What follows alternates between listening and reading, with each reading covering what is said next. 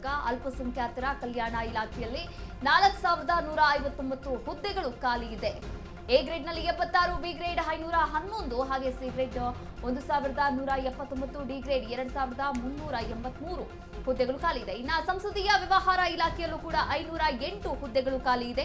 A grade 64, B grade 14, C grade 291, D grade 139 ಹುದ್ದೆಗಳು ಖಾಲಿ ಇದೆ.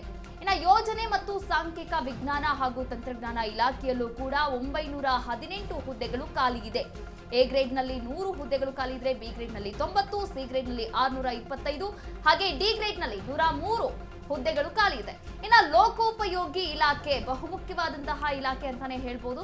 1401 ಹುದ್ದೆಗಳು ಖಾಲಿ ಇರುವಂತದ್ದು.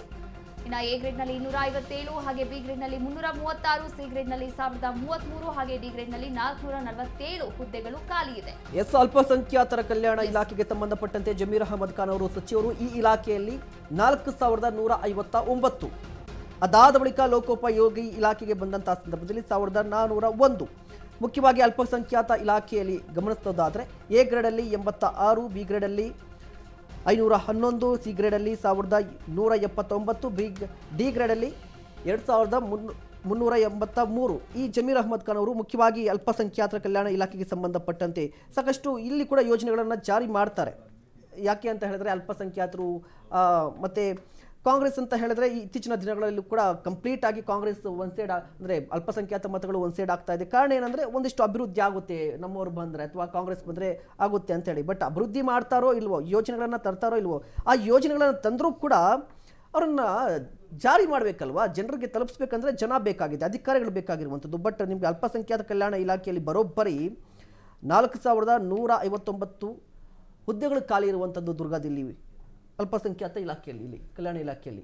ಖಂಡಿತ ನೀವು ಆಗ್ಲೇ ಹೇಳಿದ್ರಿ, ರಾಜಕೀಯವಾಗಿ ಚರ್ಚೆ ಮಾಡಬಹುದು ನಾವು. ರಾಜಕೀಯವಾಗಿ ಒಂದಷ್ಟು ಅಲ್ಪಸಂಖ್ಯಾತರ ಓಲೈಕೆ ಕಾಂಗ್ರೆಸ್ ಮಾಡುತ್ತೆ ಅನ್ನೋ ಆರೋಪಗಳನ್ನ ಬಿಜೆಪಿ ಮಾಡುತ್ತೆ. ಮತ್ತೆ ಅದರ ಜಮೀರ್ ಅಹಮದ್ ಅವರು ಕೂಡ ಆ ವಿಚಾರಕ್ಕೆ, ಸಮುದಾಯದ ವಿಚಾರಕ್ಕೆ ಬಂದಂತ ಸಂದರ್ಭದಲ್ಲಿ ಅನೇಕ ಬಾರಿ ಅಗ್ರೆಸಿವ್ ಆಗಿ ವಿವಾದಗಳನ್ನ ಮೈ ಮೇಲೆ ಹೇಳ್ಕೊಂಡಿರುವಂತದ್ದು ಇದೆ.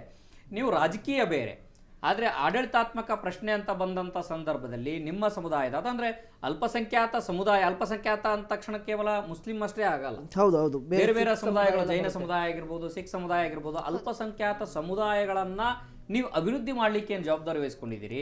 ಅನೇಕ ಯೋಜನೆಗಳಿದಾವೆ ಅಲ್ಪಸಂಖ್ಯಾತರ ಯೋಜನೆ ವಿಚಾರಕ್ಕೆ ಬಂದಾಗ. ಆ ಯೋಜನೆಗಳೆಲ್ಲವೂ ಕೂಡ ಆಯಾ ಸಮುದಾಯಕ್ಕೆ, ಮುಸ್ಲಿಂ ಸಮುದಾಯಕ್ಕೆ ಇರ್ಬೋದು, ಜೈನ ಸಮುದಾಯಕ್ಕೆ ಇರ್ಬೋದು, ಕ್ರೈಸ್ತ ಸಮುದಾಯಕ್ಕೆ ಇರ್ಬೋದು, ಈ ಎಲ್ಲಾ ಸಮುದಾಯಗಳಿಗೂ ಕೊಡಬೇಕು.